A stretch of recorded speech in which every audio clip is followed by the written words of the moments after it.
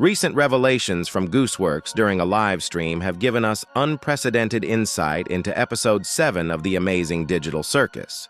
What she's shared fundamentally shifts our understanding of where this series is heading, and frankly, it's not what most fans are expecting. Let's start with the practical stuff. Glitch Productions has streamlined their approach after facing criticism for the extended gaps between earlier episodes.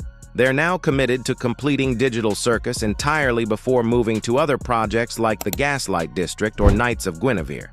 Episode 7 is actually positioned for a faster release than Episode 6's 2-month gap. Since it was animated alongside Episodes 5 and 6, and the production team is now fully familiar with the show's requirements, we're looking at a potential late September or early October release.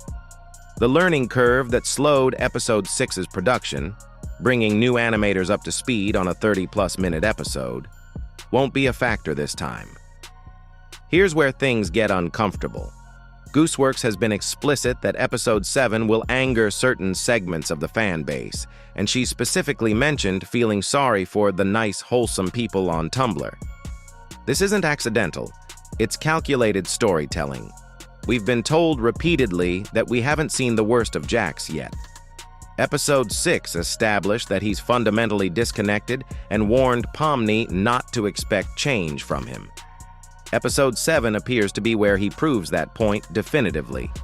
This is particularly significant for viewers who've been hoping for a redemption arc or romantic development between Jax and Pomni. Gooseworx doesn't cater to fan expectations when they contradict her narrative vision. If Jax represents someone too damaged for salvation, Episode 7 may commit to that reality regardless of how it lands with the audience. Gooseworx has teased what she calls a Rose Diamond moment, referencing Steven Universe's massive plot twist. This suggests a revelation that recontextualizes the entire series through retroactive foreshadowing that's been hiding in plain sight. The most likely candidate involves C and A, Cain and Abel, and the deeper mysteries of the digital circus itself. We've had subtle hints about the company throughout the series, and Episode 7 may finally pull back the curtain on what's really happening here. This isn't just another adventure episode. It's positioned as the turning point that sets up the endgame, with plot developments that will fundamentally change how we understand everything that's come before. What's emerging is a clear picture of Gooseworx's intentions. This isn't a simple comfort food animated series. The psychological complexity and darker themes suggest she's crafting something more sophisticated than typical fan service content. Episode 7 represents a potential fracturing point for the fan base. Viewers who appreciate complex character work and narrative subversion will likely find it compelling. Those expecting traditional resolutions and character growth may be disappointed.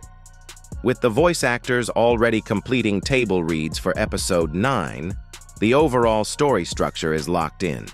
This suggests Episode 7 is where the series begins its acceleration toward conclusions that may not align with conventional expectations.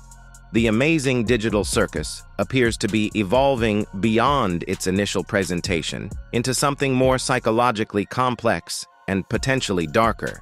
Episode 7 seems designed to establish this shift definitively. What are your thoughts on this direction for the series? Are you prepared for Digital Circus to potentially subvert your expectations, or were you hoping for something more traditional? Let me know in the comments below.